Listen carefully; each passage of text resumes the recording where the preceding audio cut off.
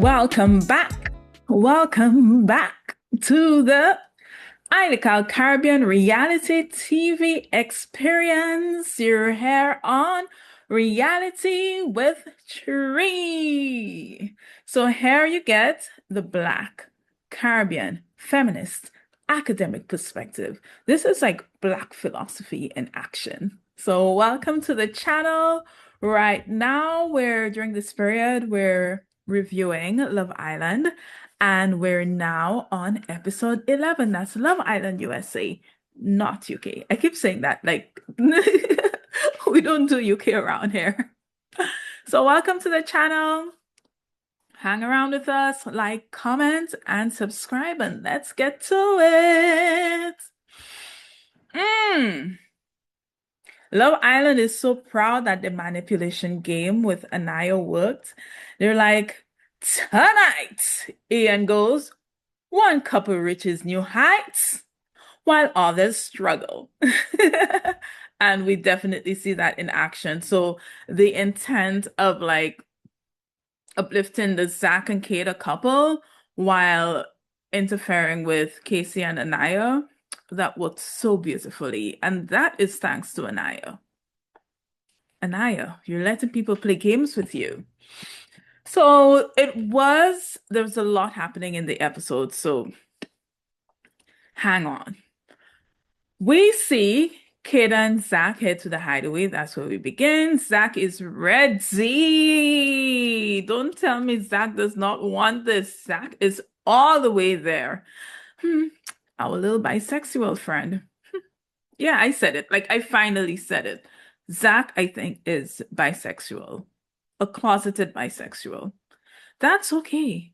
It's 2026. Come on, people. And we're in Pride Month.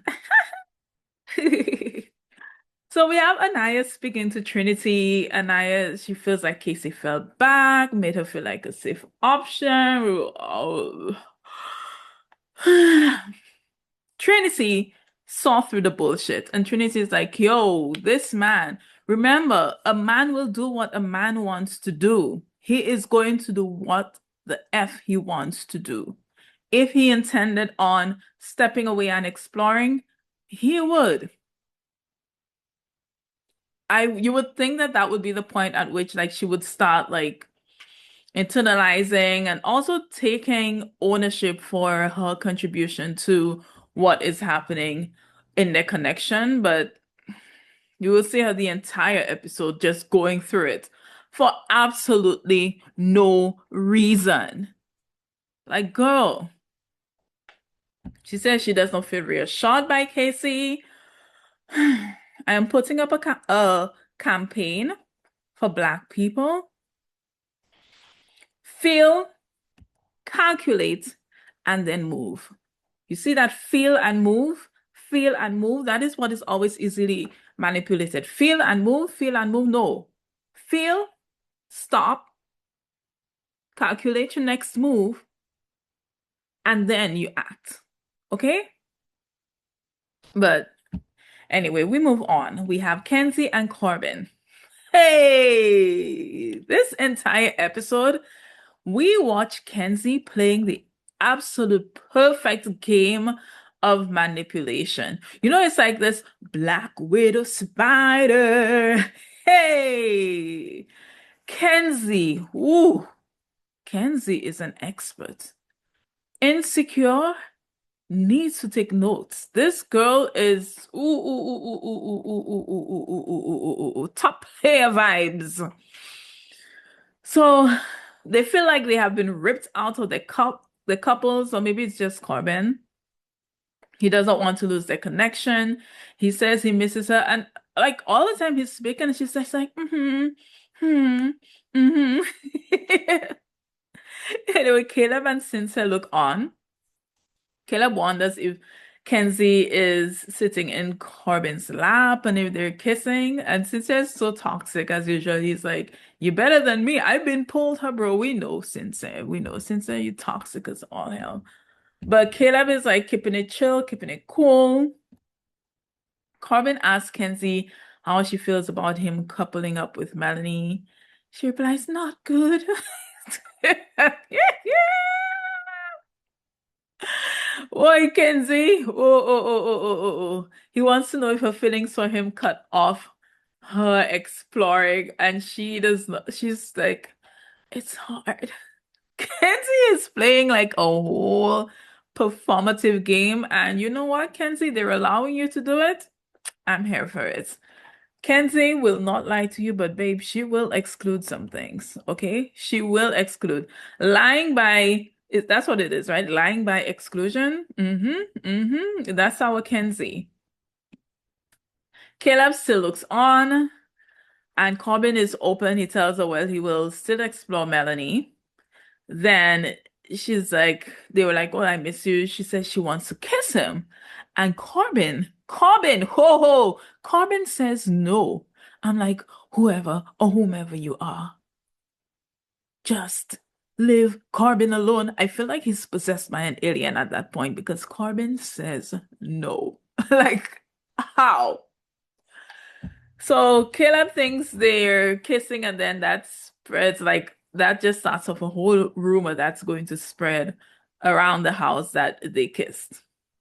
But Caleb says he can't be mad at that. Like, ooh, the way this sister can move through the house with impunity. This girl is just given free rein to just balance these two men, string them along, and she keeps crying, oh my God, I'm so confused. I'm so confused. I don't know what to do. Wow. Wow. Do I need my notebook and pen? Because this girl is too good. But Caleb is saying that he wants to give it a fair shot. But let me tell you, my boy, that she wants you because you are what like is perfect in her world. But the lure of the BBD, that BBD has this girl on lock. She wants to taste it before she leaves the house. She wants to taste that BBD before she leaves. You hear me? So I'm wondering what her parents are thinking. Are Kansas parents okay right now? Or do we have a pitchfork waiting for Caleb? Questions that need answers. So we're back to the hideaway. Zach says they were picked because the islanders know they are horny bastards.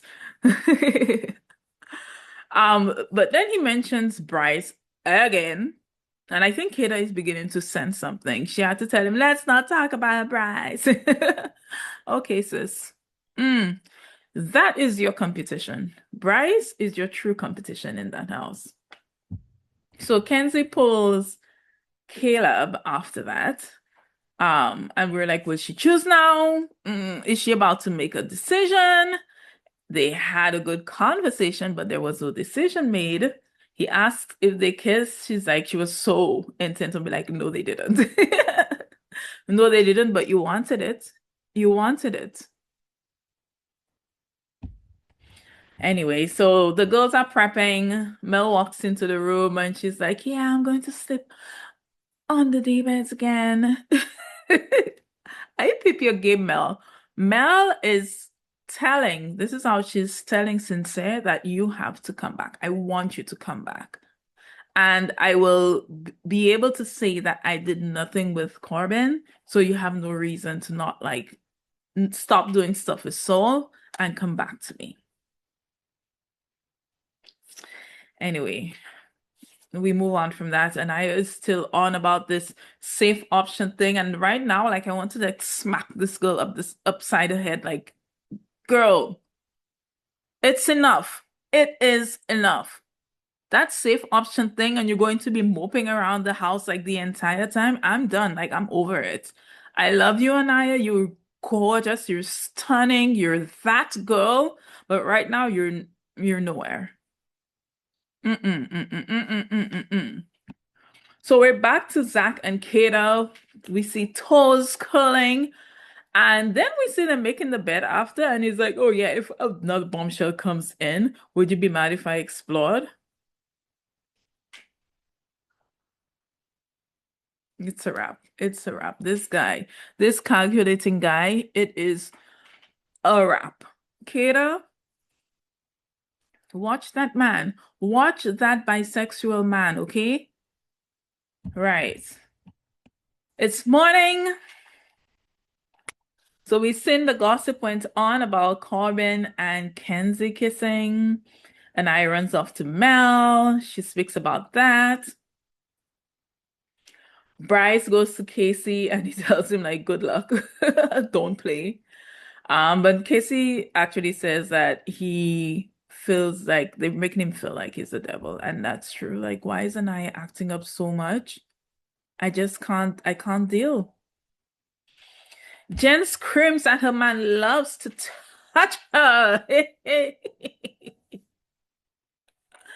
Okay, sweets. Gabe loves touching everything and everybody. Like, Gabe is a toucher, please. So then we have Casey, and I is passing by, and then he's like trying to talk to her, and she's like, I don't feel like talking right now. Like, Aniyah, it's not that serious. Get over yourself. Like, are you an only child? Are you a last child? Like, what is this world revolves around me and I could like make him feel as bad as I want to?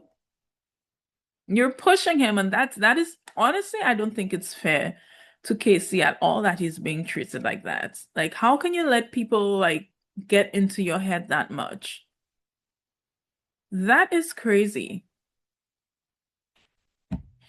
So Casey speaks to Corbin about it. He's obviously getting frustrated. They talk about her being in her head, but the funny part is when he's like, yeah, I miss Kenzie, I miss her body. I'm like, you miss her body, you miss her whiteness, you miss being adjacent to this full on representation of whiteness. And like not the DJing, not the DJing. But anyway, Casey's like, I am not getting any action in bed at night. And Corbin is dead laughing. He's like, yeah, as soon as the lights turn out, Naya is asleep. That was funny.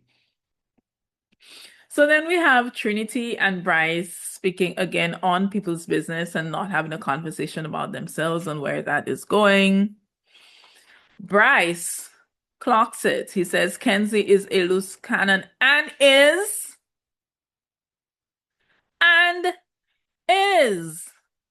Kenzie. Kenzie rules the roost. My God, what is this? Caleb and Kenzie go off to chat. Caleb tells Kenzie about what he thought he saw. Kenzie gives him the yeah. It makes you feel you got mad. And it's just like the level of innocence, the level of I have done nothing wrong. I am not doing anything to you. I'm just being honest and exploring. And it's the way she moves, like with this coy. I'm so distraught that I have two men that I'm playing with. What is this hell that I'm being put through? Yeah, Corbin, Caleb, but Caleb keep trying to stand on business, but she always like swerve. He wants a timeline, but she does not have a timeline. This girl is not about to interrupt what she wants. But she tells Caleb you should explore. So that is to make herself feel better. Again, Caleb, you are her type on paper. Corbin has something that she has wanted to taste for the longest while.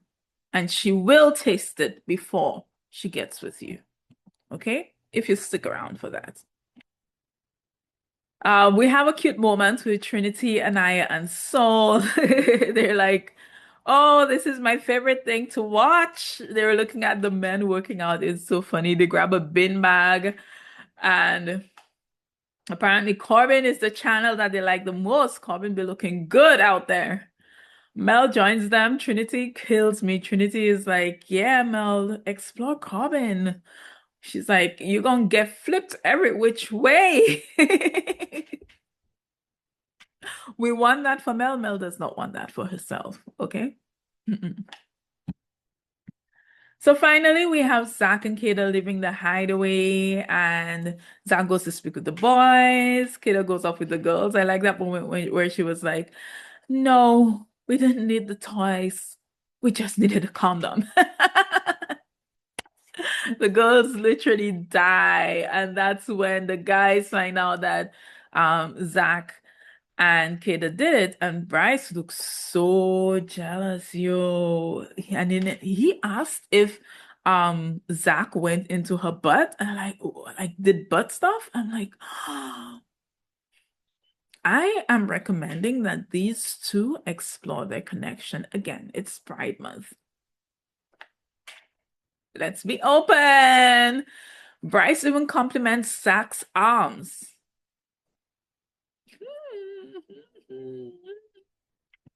Are we about to get our first guy on guy couple?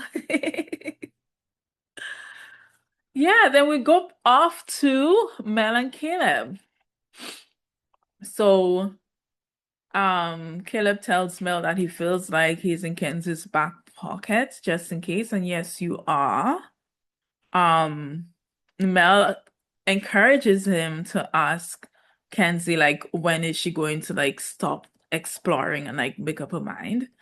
Nobody tells Kenzie what to do. The funniest thing is that Jen and Kenzie are having a conversation, and I'm like, what alternate universe was I just dropped in? Because I couldn't understand. I think that might be white girls speak because I just could not understand what was happening. She admits to Jen that she wanted to kiss Corbin last night, and then it became Mel's fault. Mel is not being honest about having feelings for Sincere. So it is Mel's fault that Corbin did not kiss her last night. It has nothing to do with her playing both guys, stringing them along. It is Mel's fault. Jen co-signs that. It's not about Kenzie having a hot cat. And then Jen actually says that Mel is making it hard on everyone else. How is Kenzie free from blame for the situation? Please, somebody drop down in the chat and explain to me because I do not understand what was happening in that conversation. I was so confused. And then Jen says Kenzie is getting the worst of it. Boo boo, boo boo. So anyway, Kenzie says she has sent Caleb off to pasture. So she could, anyway, we know that it's so she could feel better about herself. Mel tells Caleb in the meantime that she still has feelings for Sincere. We all know that.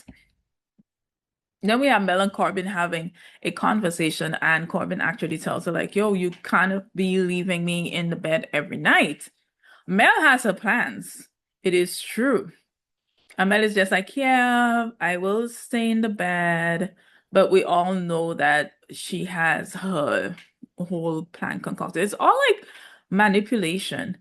Why are the women, like these two women, utilizing tears, utilizing like sadness, utilizing expressions of stress to manipulate people in this house?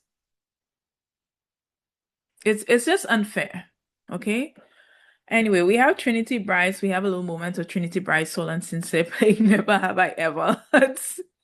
Soul says, Never have I ever given or received a foot job. Trinity is like, yep. And we're like, yes, Trinity, we know the back seat of the SUV with your mom driving. You will do anything.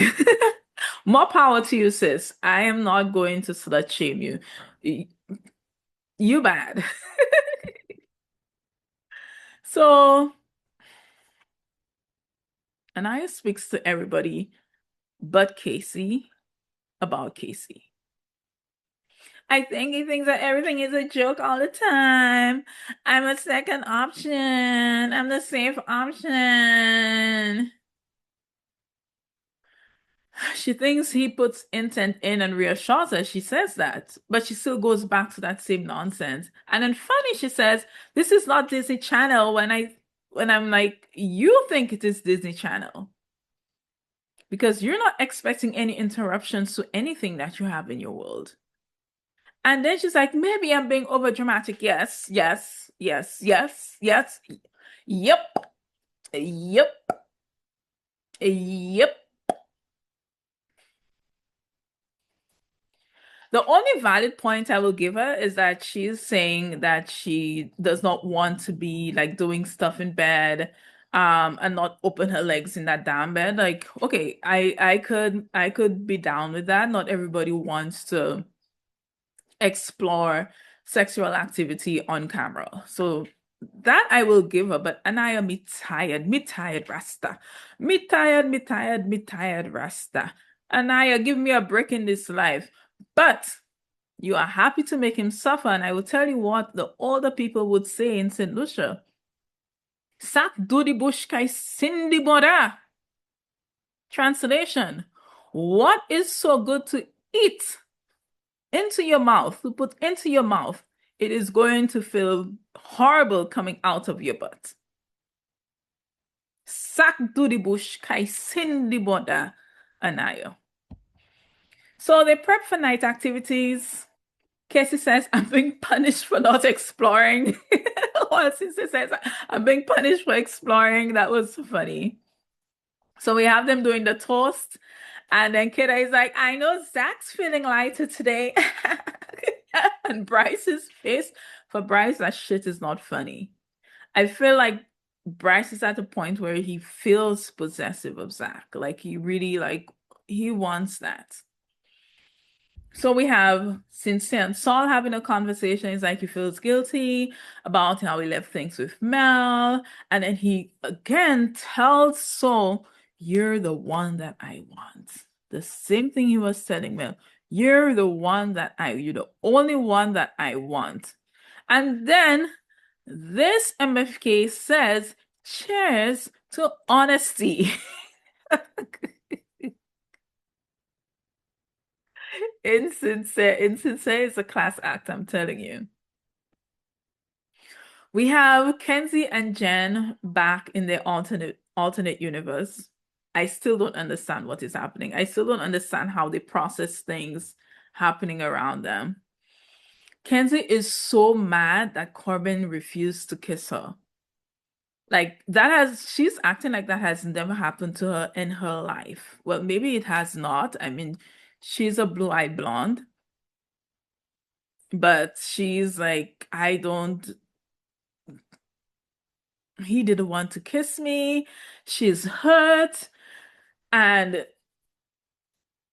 this is what she came here. I don't know. I'm confused. I'm confused. Then she says because he didn't kiss her, that obviously he likes Mel more than her. My head is spinning. Somebody please translate white girls speak in the comments because I really did not understand what was happening there. So finally, Casey pulls Aniyah, they go off to chat. He does not understand what she wants.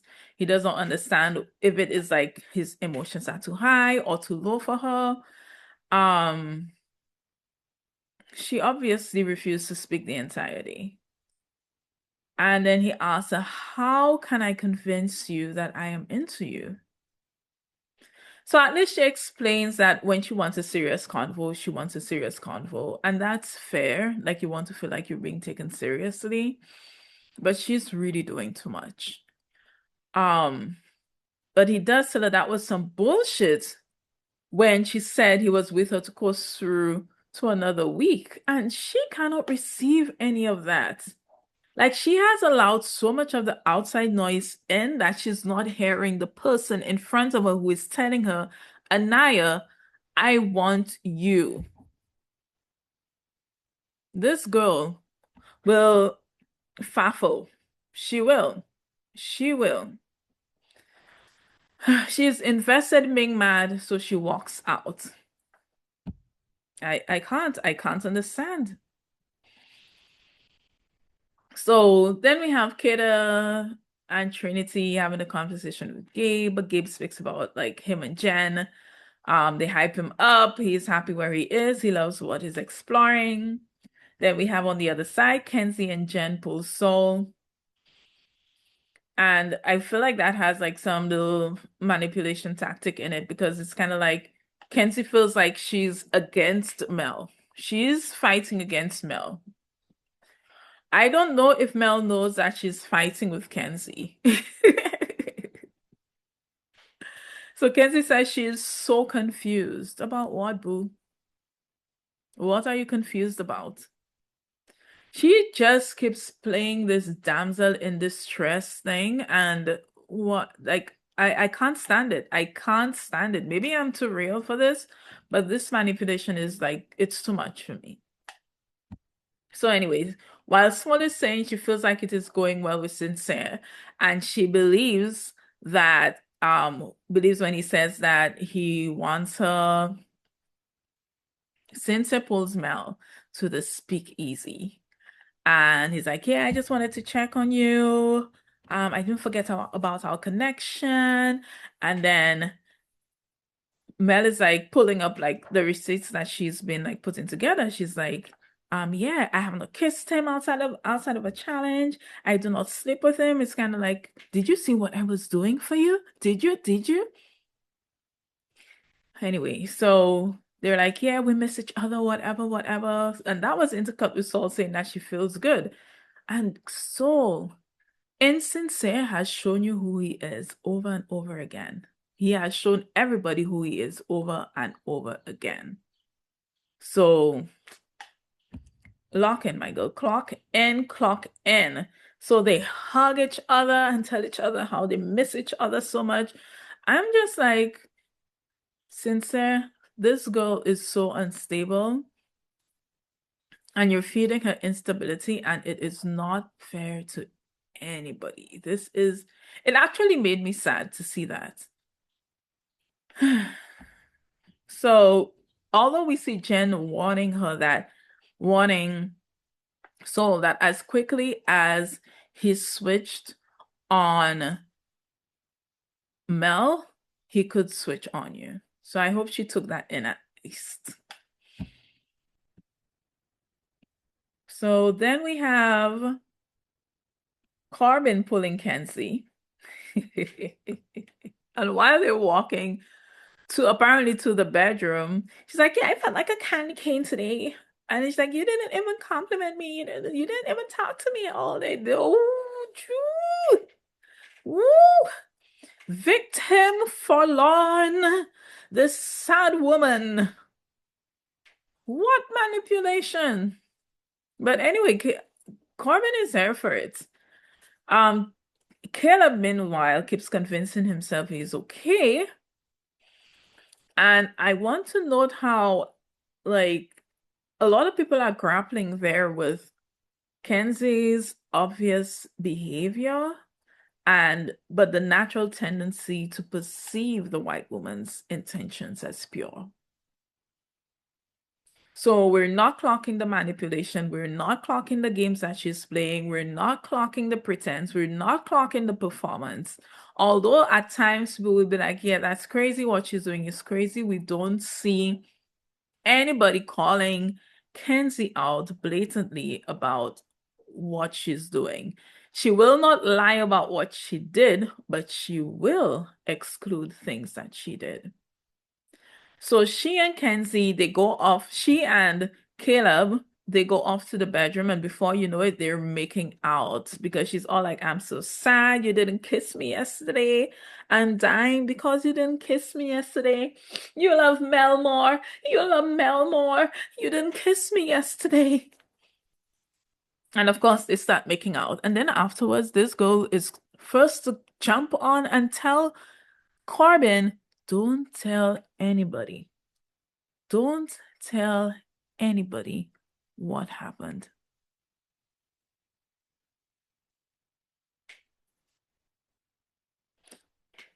The spirit of insincere has raised its head, and now it is more blatant that Kenzie full of tricks. Kenzie. Anyway, so that was our episode. Aniyah frustrates me. Kenzie full of tricks. Kenzie is a master manipulator. So we'll see how that plays out. Hopefully, Caleb gets out of that situation and starts exploring. Because for him, you could clearly see for him, she is the ideal woman that he wants to be with. Everybody's complimenting him on how good he is or whatever. Caleb, please go explore. Kenzie is she the master. Anyway, that's it for today, folks. Thank you for hanging out with me. We shall see what happens tonight. I'll see you tomorrow. Have a good day. Bye.